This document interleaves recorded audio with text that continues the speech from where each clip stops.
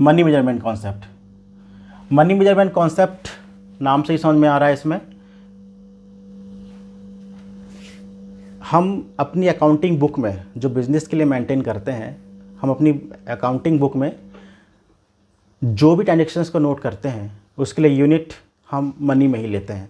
Money में ही rupees में या इंडियन करेंसी में हम उसे नोट करते, रुपीज़ पैसे में उसे नोट करते हैं।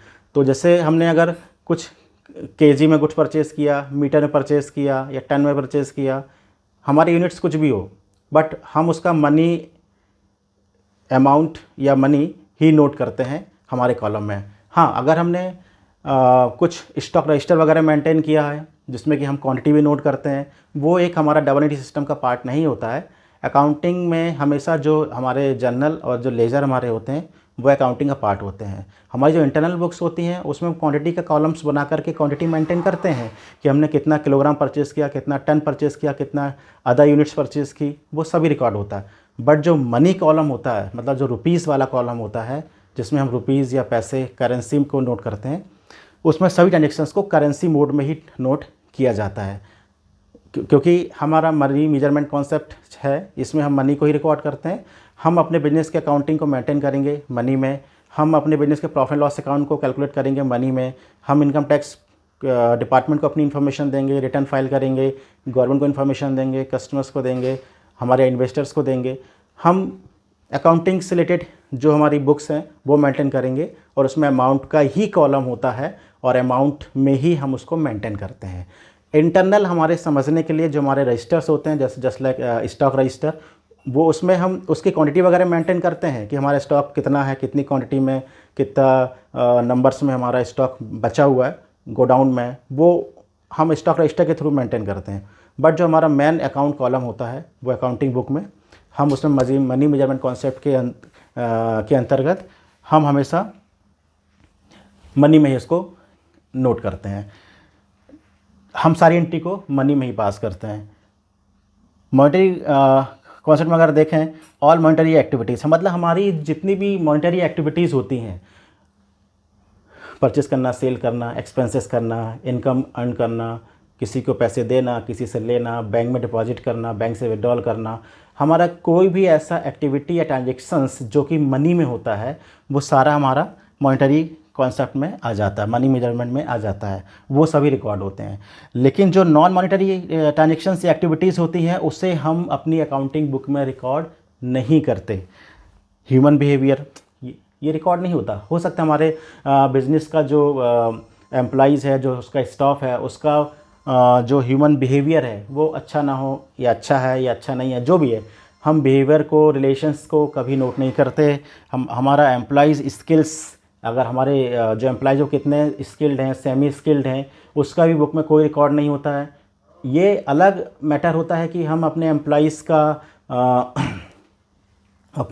का उनका रेटिंग देने के लिए, उनकी परफॉर्मेंस अप्रेजल करने के लिए या उनको रिवार्ड देने के लिए हम उसका एक इंटरनल एचआर डिपार्टमेंट अगर कुछ रजिस्टर्स मेंटेन करता है, एचआर रजिस्टर्स या पेरोल वगैरह मेंटेन करता है, जिसमें कि उसका अदर जो रजिस्टर्स होते हैं, जिसमें उसका अदर शीट्स होती हैं, अदर उसका जो भी हमारा सॉफ्टवेयर होगा हमारे बिज़नेस का, उसमें हम उसका एक अलग तरीके से उसका रिकॉर्ड मेंटेन करेंगे, ह्यूमन बिहेवियर का, एम्प्लॉई स्किल्स का। लेकिन हमारा जो मेन अकाउंटिंग, जो हमारा जो कॉलम्स हैं, जो हमारे बुक्स के जो अकाउंटिंग कॉलम्स हैं, अमाउंट्स कॉलम है, उसमें हम अमाउंट में ही रखते हैं उसे। हम इंडस्ट्रियल एम्प्लॉइज़ एंड कस्टमर्स, हमारे इंडस्ट्रियल्स से हमारा बिहेवियर, नेचर, रिलेशनशिप कैसे हैं, इंडस्ट्रियल हमारे कैसे हैं, और हमारी मार्केट में क्रेडिट कैसी है, रेटिंग्स कैसी हैं, हमारे एम्प्लॉइज़ से रिलेटेड और कस्टमर से रिलेटेड कुछ भी नॉन मॉनेटरी एक्टिविटीज़ होगी या तो उससे हम बिजनेस में रिकॉर्ड नहीं करेंगे, हमारी अकाउंटिंग बुक में वो रिकॉर्ड